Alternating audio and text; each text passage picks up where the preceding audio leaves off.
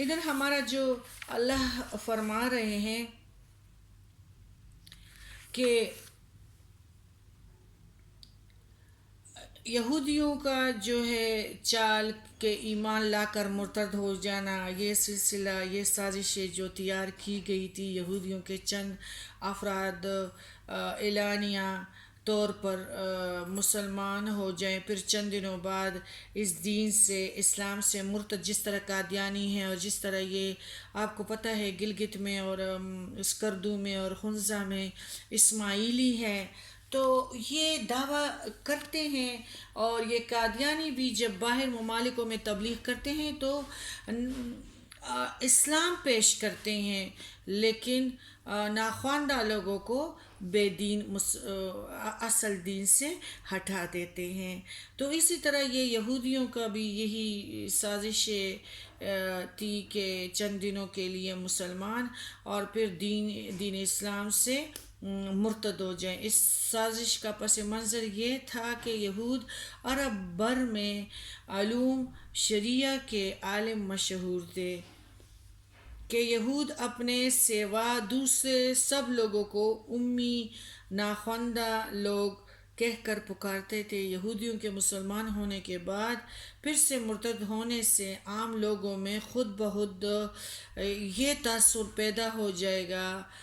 کہ اہل علم نے جب اس دین اسلام کا قریب ہو کر مطالعہ کیا تو انہیں ضرور دال میں کچھ کالا نظر آیا ہوگا، ورنہ ایک عالم آدمی کیسے گمراہی کو ترجیح دے سکتا ہے. دیکھو یہ ہے ان کی سازشیں. یہ سازشیں اب بھی پک ہی رہی تھی کہ اللہ نے اپنے نبی کے ذریعہ مسلمانوں کو اس سے متنبع کر دیا اور ان کی یہ باطنی خباثت وہیں ختم ہو کر رہ گئی. پھر اسلام کے راہ روکنے کے لیے یہودیوں کی چالیں جو چھوٹی کوشش ان کی جو تھی، وہ ایک دوسرے کو اس بات کی تاکید کرتے تھے کہ خبردار اپنے دین پر پکے رہنا، دوسرے کسی مذہب والے کے پیروی نہ کرنا، تم مسلمانوں کی باتیں سنو مگر قبول وہی کرو جو تمہارے اپنے مذہب کے مطابق ہوں، خبردار انہیں تورات کی کوئی ایسی بات بھی نہ بتانا جو تمہارے اپنے خلاف جاتی ہو، ورنہ قیامت کو اللہ کے حضور یہ کہہ دیں گے کہ ان باتوں کا تو یہود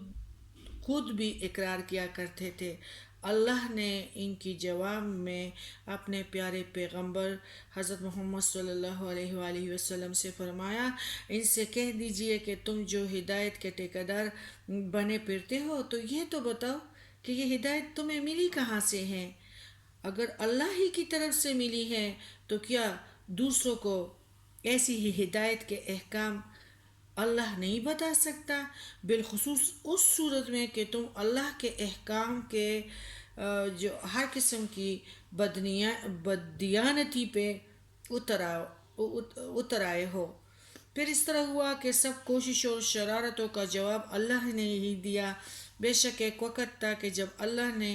تمہیں تمام جہان والوں پر شرف بخشا، لیکن اب تم مسلسل فتنہ انگیزیوں بدعہدیوں کی وجہ سے اس قابل نہیں رہے. فضل اور شرف کا جو ہے مالک اللہ ہے. اب جسے اس نے مناسب اور مستحق سمجھا اسے ہی اس نے دے دیا. فضل اور شرف کے ٹھیکیدار اللہ تعالیٰ نے فرمایا کہ اے یہودیوں تم لوگ نہیں ہو، اللہ تم جیسا تنگ نظر نہیں ہے کہ فضل اور شرف کے اہل لوگوں کو فضل و شرف عطا نہ فرمائے، بلکہ وہ تو بڑا وسیع النظر ہے، سب کچھ جاننے والا ہے، وہی فضل اور شرف عطا کرنے والا ہے، اور وہ یہ بھی خوب جانتا ہے کہ تم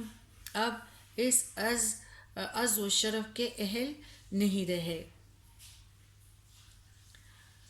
پھر یعنی اللہ تعالیٰ کو کوئی بدعمل جو ہے وہ نیکی کا معلم نہیں بن سکتا، اور کوئی بدعمل جو ہے وہ کبھی نیکی کا حکم نہیں دے سکتا۔ یعنی اللہ تعالیٰ جو ہے وہ مستحق لوگوں کو سمجھتا ہے کہ کون سا بندہ اس کا اہل ہے کہ اس کو خاتم النبی بنایا جائے۔ اللہ تعالیٰ نے ان کو جو اپنے آپ کو بڑے افضل سمجھتے تھے تو ان کا منہ توڑ جواب دیا ہے کہ تم لوگ فضل و شرف کے ٹھیکیدار جو بن رہے ہو تو اللہ خوب سمجھتا ہے کہ اس شرف کا کون مستحق ہے۔ آگے دیکھتے ہیں